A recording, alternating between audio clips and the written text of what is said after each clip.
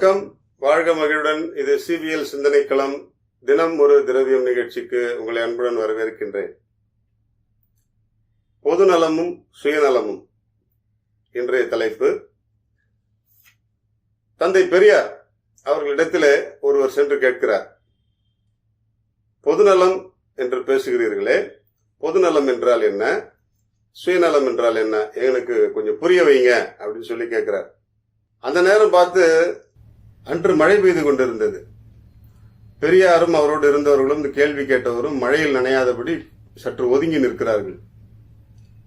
அப்பொழுது சற்றும் தாமதிக்காமல் பெரியார் சொல்வார், மழை பெய்கிறது பாருங்களேன், எல்லார் மேலேயும் பெய்யுது, எல்லா இடத்துலயும் பெய்யுது, இதுதான் பொதுநலம். அதில் நடுவில் ஒருத்தர் குடை பிடிச்சிட்டு போறாரு பாத்தீங்களா, அதுதான் சுயநலம்.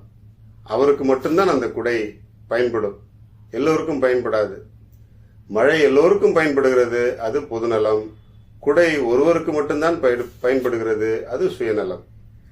இதுதான் நம்முடைய வாழ்க்கையில் அர்த்தங்களாய் நாம் தேடிக்கொண்டிருக்கிறோம். நிறைய விஷயங்கள், அதற்குரிய அர்த்தங்கள் நமக்குள்ளேயே இருக்கிறது, நம்முடைய செயல்களிலேயே அடங்கி.